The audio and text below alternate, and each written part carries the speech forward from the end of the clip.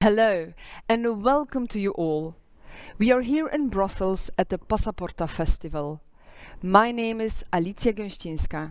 I'm a philosopher, academic and writer. As my name suggests, I am Polish, but I'm also Belgian. I write my literary work in Dutch, the language of my academic work is English, and the language I speak with my children is Polish. I am multi-layered, and so is the world. There is a great richness in the different languages we speak, hear and write.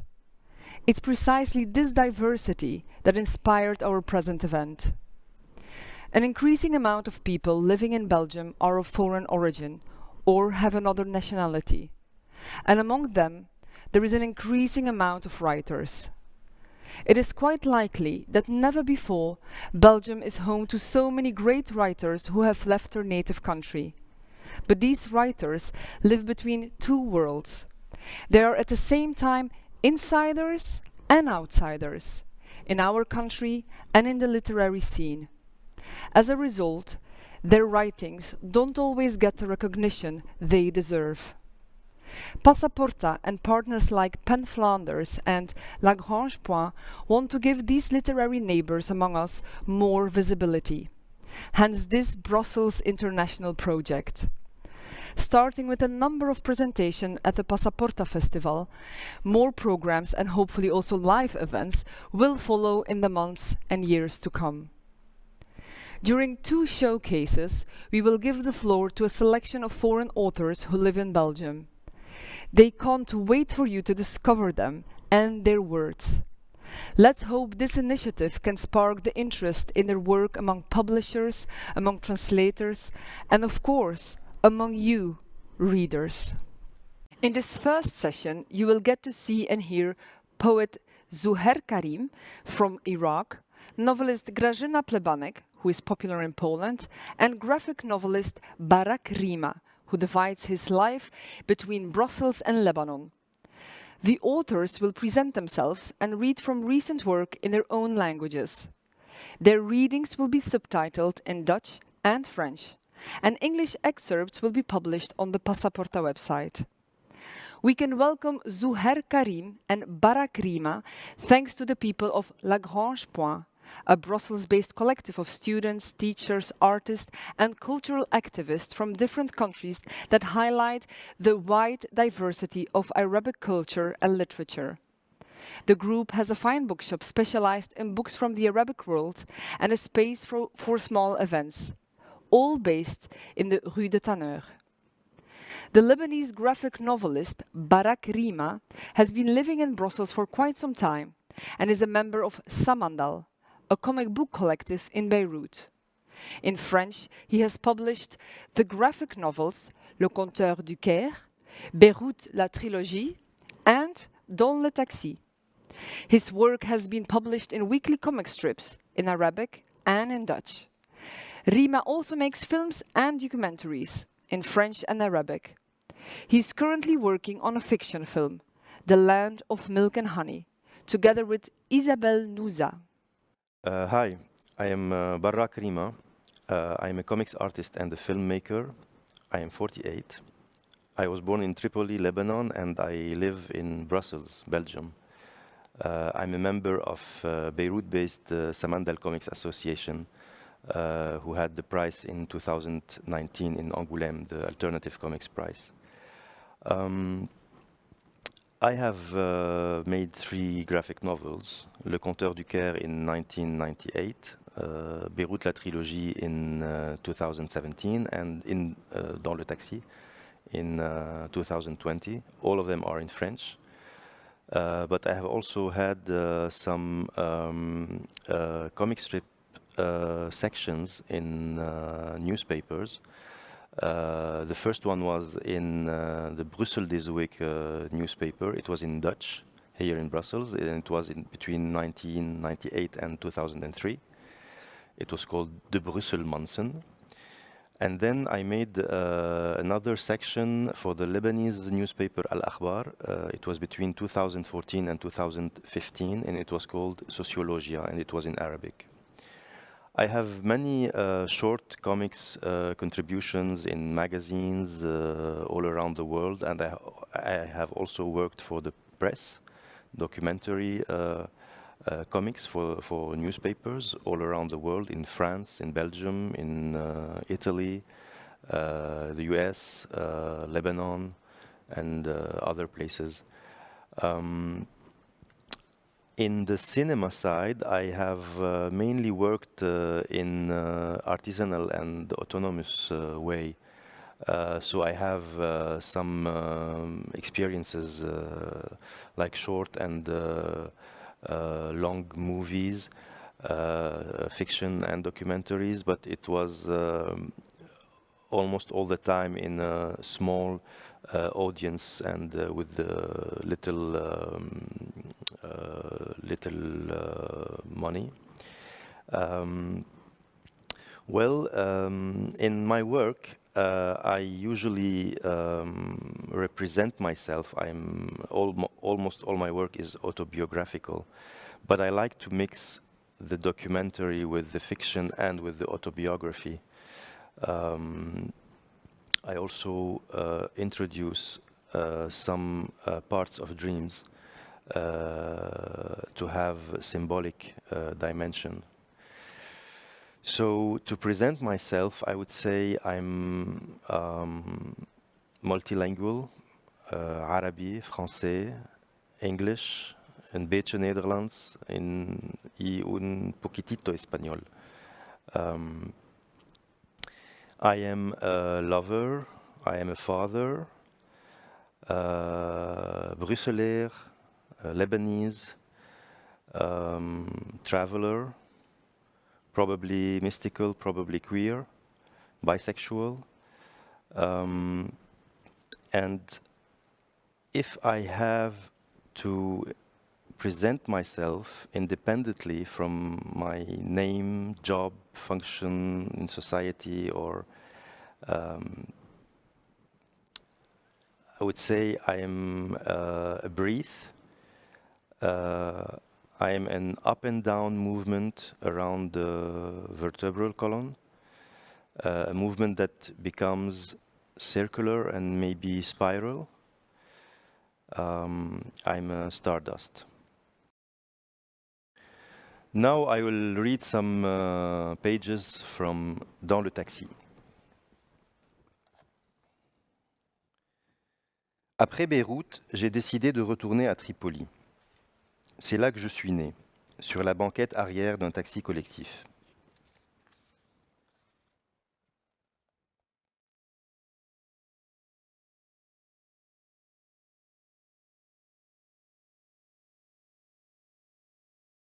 Tripoli, Liban. Gloire passée, ville de savoir et de commerce, d'orangerie et de palmeraie. Souvenirs racontés et 1000 fois recousus. Récits glanés dans les livres et les cahiers d'écoliers. Ville millénaire et triple, autrefois fédératrice, fondée par les 3 grandes cités phéniciennes. Tripoli, très jolie. Ville de conquête et de reconquête, de destruction et d'effusion de sang. À nous la triple, à nous, à nous. Souvenir d'utopie, la génération de mes parents bercée par la soif de liberté et les aspirations à l'unité arabe. Souvenir de chantier et d'avant-garde, souvenir de chantier d'avant-garde et de stratégie ambitieuse de développement. Avec la foire internationale, tu offres à la ville une vision généreuse de l'espace public. Mon ambition est de fonder un nouveau foyer urbain entre la foire et la mer. Habitation, parc, école, club, cinéma. Rêve brisé par la guerre civile. Les travaux sont interrompus et le projet reste inachevé. Ville partagée entre l'ancien et le nouveau, la tradition et la modernité. Ville rasée par l'armée mamelouk, qui en chasse les croisés. À nous la Tripoli. Nous allons bâtir la nouvelle Tripoli, loin de la mer. Des souks, des palais, des hammams et des médersas hors du commun. Une ville moderne, telle est mon ambition. Ville célèbre pour son école et sa bibliothèque regroupant plus de 100 000 volumes. Fondée sous la dynastie des Banu Ammar, et détruite lors de la conquête croisée. Nous continuerons jusqu'à la chute des présidents de la République et du Parlement. Ville insoumise et rebelle, fer de lance de la révolution du 17 octobre 2019. À bas le régime confessionnel, non à l'injustice et à la corruption. À bas l'oligarchie, tous, ça veut dire tous. Histoire marquée par les insurrections, rébellion armée dans les souks 1958, par les inondations dévastatrices, débordement de la rivière Abou Ali en 1955, et par les transformations urbaines, sociales et économiques. Acrobate dans la vieille ville, 1940. Ville empreinte d'influence ottomane. Célèbre pour sa confrérie soufie des Maoulaouis, disciple de Jalal ud-Din Rumi. Ville qui tourne et qui danse comme les astres autour du soleil. Je reviens dans ma ville natale.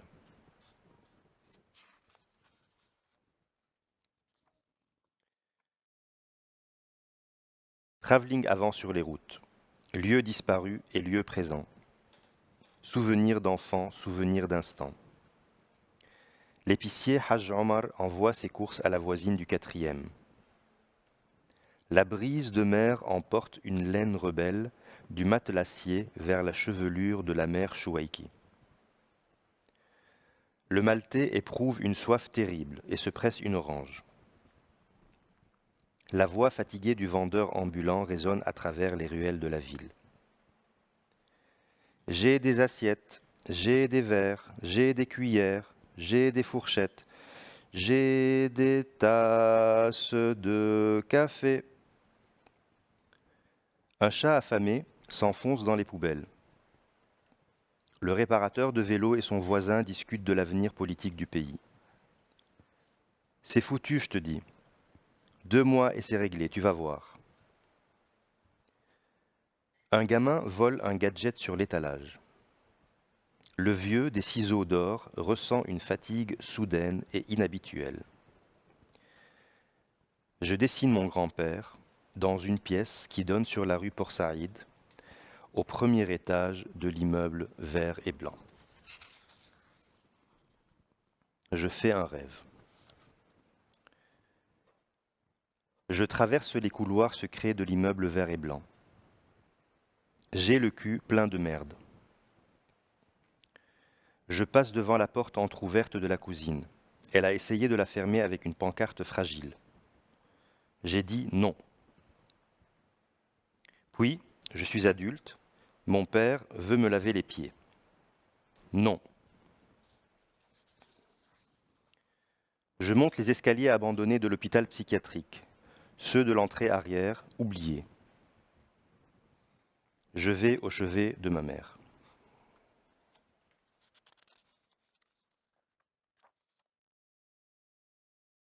Je vacille, je me balance, j'avance.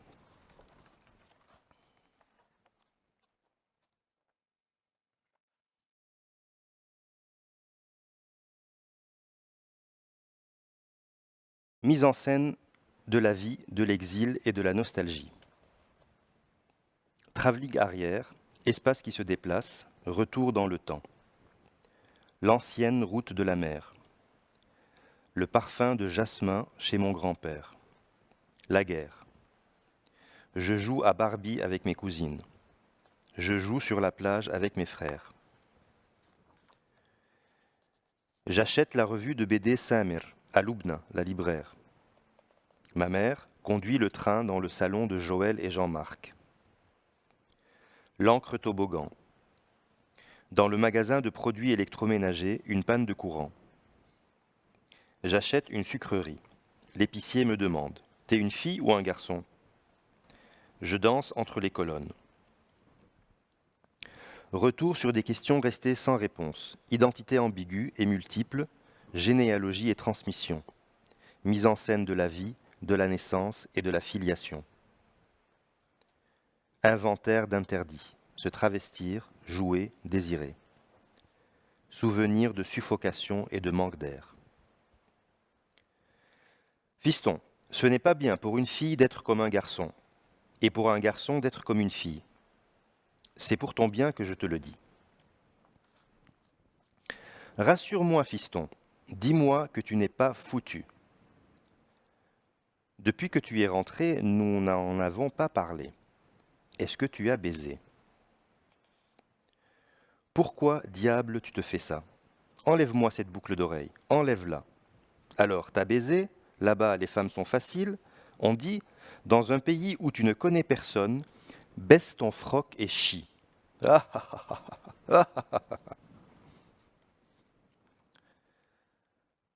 Trajectoire alourdie par des siècles d'histoire, histoire transmise, déformée ou tue, secret de famille enfoui dans le fond des valises. Mise en scène du féminin et du masculin. À nous. Un jour, maman m'a dit « Attention, l'homme dévore la femme ». J'ai vécu mon enfance dans la contradiction entre tradition et modernité. Ma soif de liberté et ma volonté de femme rebelle m'ont coûté cher dans cette société machiste. J'ai grandi dans la pauvreté et la frustration. Je suis fou et je fais porter ma folie aux autres.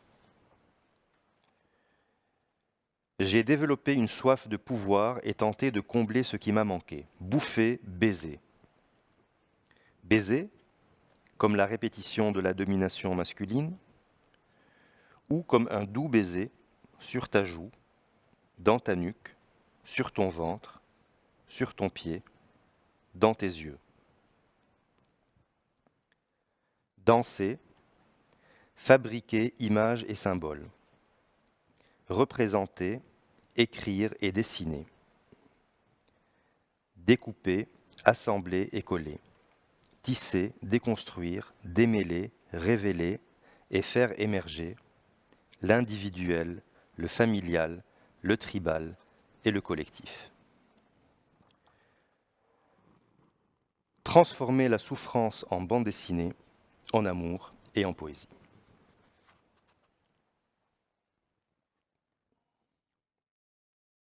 Voilà. Grażyna Plebanek is a Polish writer and journalist who moved to Brussels in 2005. She writes prose and theatre scripts and also columns for Polish magazines like Polityka and Wysokie Obcasy. In 2012, Stork Press published the English translations of her book Illegal Liaison. In 2019, Furie appeared in a French translation. Central themes in Plebanek's work are boxing, gender, morality, desire, eroticism, multiculturalism, and violence against women. She's currently working on a prose book about Brussels, which will be published in Poland this year. I'm Grażyna Plebanek. I was born in Warsaw, Poland, under communism. I was a student of literature at the Warsaw University when Solidarity won the first democratic election.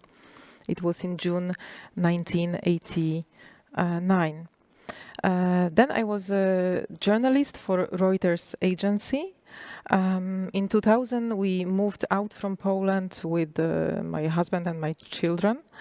But we are not the political refugees. We are not for the economic reasons here either. We moved out of the curiosity, so I'm here because I'm curious. I'm the author of 6 books, of 6 novels, and 3 volumes of literary essays. I also write screenplays and scenarios. The film based on one of my scenarios will be had its premiere in Netflix 3 months ago. Another one will be broadcast in Canal Plus pretty soon, and another one on Arte TV. This book that I'm going to read, the fragments right now, talks about Brussels, or more about my relationship with the city that I adopted and I have been adopted by. And I wrote it, I'm not the only author here, because my younger son, he took pictures to this book. And he knows Brussels differently than I do, so my text and his pictures are complementary. And I'm going to read 2 last pages from the book. Kogut mnie budzi. Przez arterię miasta, zaułki wypełnione mrokiem milczenia, po wstyd zepchnięty pod ziemię. Bruksela zabrała mnie w wędrówkę po swojej podświadomości. Zobaczyłam wyparcia narodu, porwania i gwałty. Okrucieństwa króla i siłę kobiecości, rozumianej jako twórcza energia, którą nudzi ślepe parcie do władzy, hierarchiczność, schemat i rutyny. Moje miasto jest zwierzęce, pogańskie, boskie. Ludzkie, nie królewskie. Z korzeniami i koronami, z syfem i świetlistością.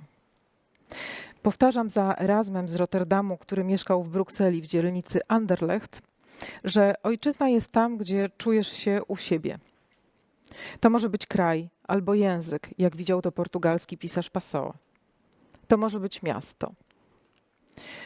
Proces adoptowania i bycia adoptowaną, wrastania w nie, jest jak rośnięcie drzewa.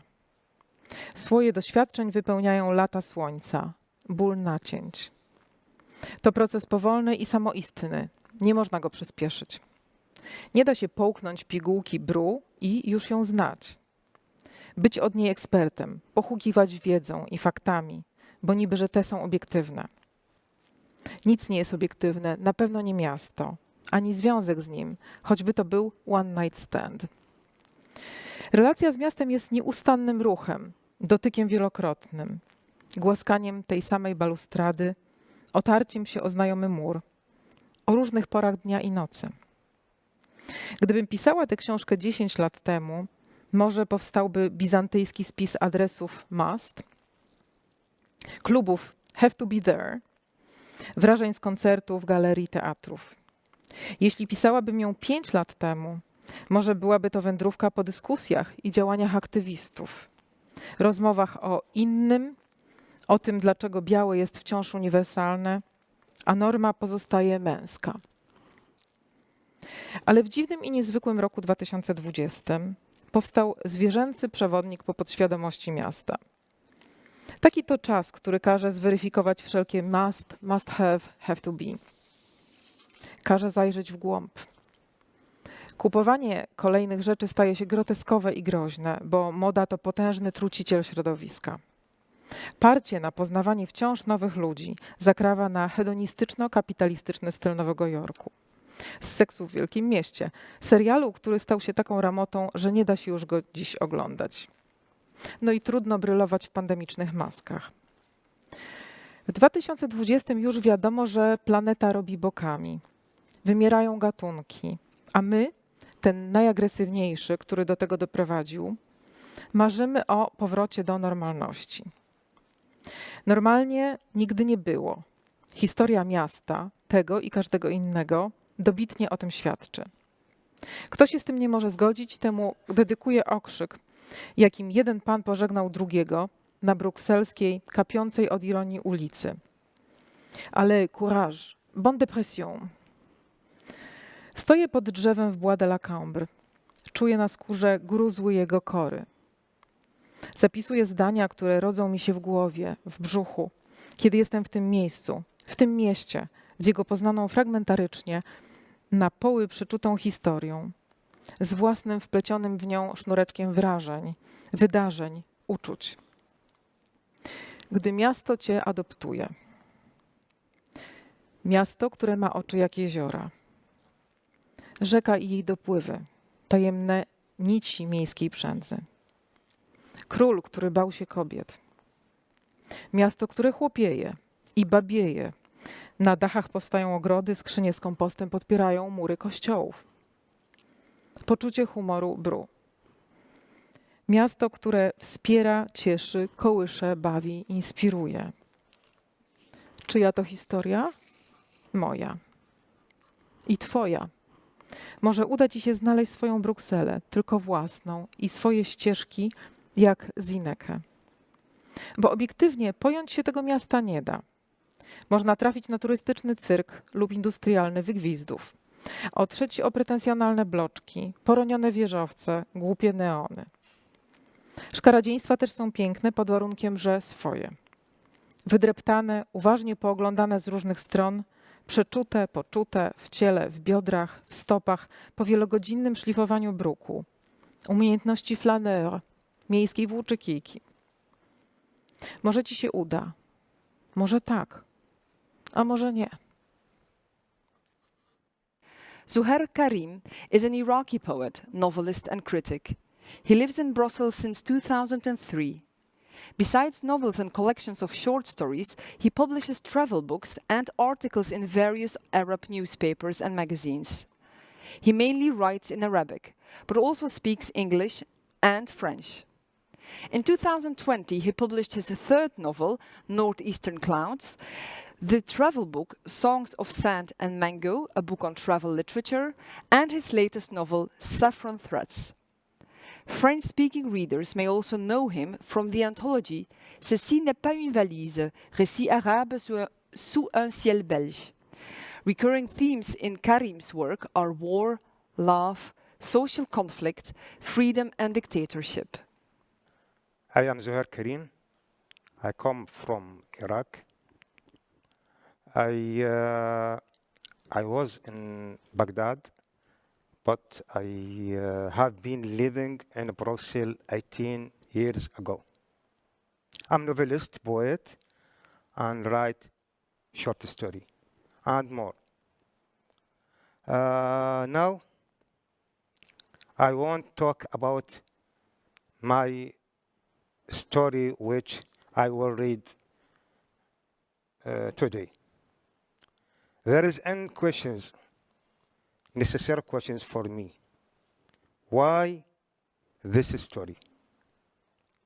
Well, I was born in Iraq, and I live in a big house, big family. The family system there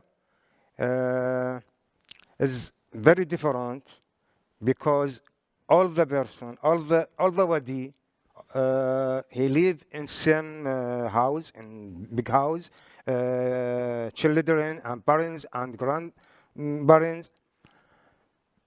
So every day the grandparents get the so attention, so care. He don't feel alone. Situation there is very different, because I see every day the people, the men and women, old people, he live alone. That's so sad for me. Yes, I see them and I feel sad. This story for them, for the old men and old women, sad women. I think sad men and sad women. And this story, like the signal, warning for us, for all the body. I don't know, but I will read this story. الزوجة الدمية. هبط السيد روبير من شقته، تفحص صندوق الرسائل ولم يكن ثمة ما يحمل أي أهمية، لا شيء أيضا. قالها بنبرة حزينة، كما لو أنه تفاجأ بهذا اللا شيء، والحقيقة اللا شيء دائما. رغم ذلك ظل متمسكا بهذه الحركة اليومية فقط ليجعل للنهار مغزا وليشحن أمسياته الباردة ببعض الإثارة. وعلى كل حال سحب فاتورة الكهرباء الشهرية، ثم ورقة لا قيمة لها تتعلق بعرض من البنك لتقديم قرض بفوائد أقل. وماذا يفعل رجل وحيد في 68 بالقروض؟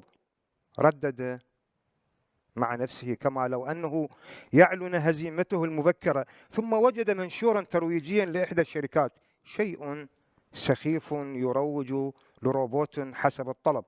روبوت؟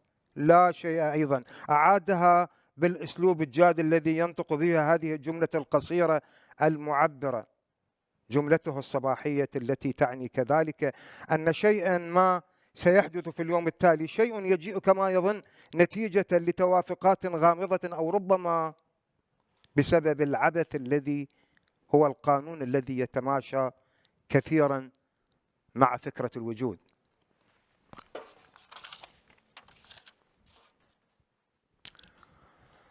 كانت لغة المنشور الذي تفحصه وهو يعود إلى شقته فيها عنجهية واضحة، إذ أنهم يؤكدون على صناعة نسخة طبق الأصل من الناس الراحلين الذين نحبهم. لا شيء. قالها مرة أخرى ورمى المنشور على الطاولة. وفي الحقيقة أن السيد روبر كان يشتاق كثيرا لزوجته المتوفية، ليس لها بالضبط، لكن للأمسيات اللطيفة التي كانت تستدعي فيها رفيقاتها النساء الرائعات اللواتي كن على حواف الشيخوخة، لكنهن رغم ذلك كن يملأن المنزل بالمسرات. وفي تلك الليلة كان قد انبعث من مكان ما في داخله شيء غير واضح. رفع المنشور الترويجي الملقى على الطاولة، ثم وجد روبير عينيه وهما يركزان على فقرة في المنشور: أننا نقدم لكم نسخة طبق الأصل من أحبابكم الغائبين.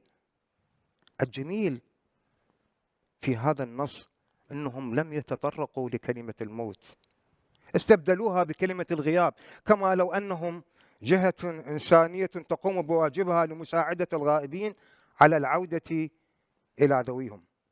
ثم قرأ بحماسة أكبر الفقرة التي توضح أن هذه النسخة هي أكثر تطورا من أي نسخة أخرى في العالم، إنها مستقبلية واقعية على النحو الذي لا يمكن التفريق به بينها وبين نسختها الآدمية.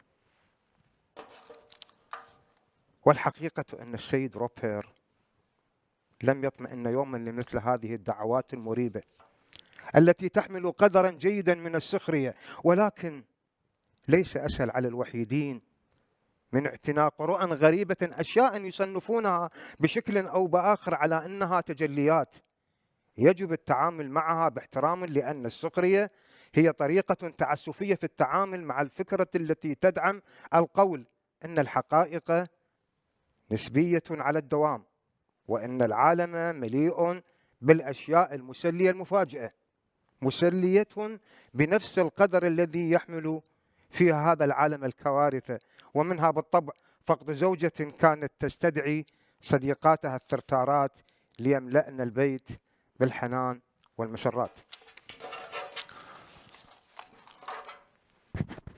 وكان روبير رجلا قد أحيل على التقاعد منذ سنوات، يعيش لوحده بعد وفاة زوجته إليزابيث. في الواقع هو يشعر بالوحدة فعلا، فبعد 40 عاما من الحياة المشتركة، الحياة الطويلة التي لم يحدث أن حالفهما الحظ فيها خلالها بإنجاب أطفال، وعلى الأرجح أن ثمة مشكلة لم يحصل أن وضع الطب يده على حل لها. وعلى كل حال جرب الزوجان كل الحيل الممكنة، في النهاية قررا أن يعيشا هكذا بدون متاعب رعاية كائنات أخرى والتي يمكن أن يحدثها تبني طفل مثلا. ولم يكن كذلك للسيد روبرت أصدقاء أيضا. نعم، كان يتواصل مع زملائه الذين تقاعدوا، هذا الشيء كان يحدث منذ سنوات. الآن لا شيء من هذه المسرات البسيطة. التلفزيون أيضا ليس كافيا لملء الفراغ، خاصة وأن البرامج كلها غير مسلية بل وسخيفة على الأغلب، وأيضا عيناه وبسبب العمر لا تساعدانه على القراءة.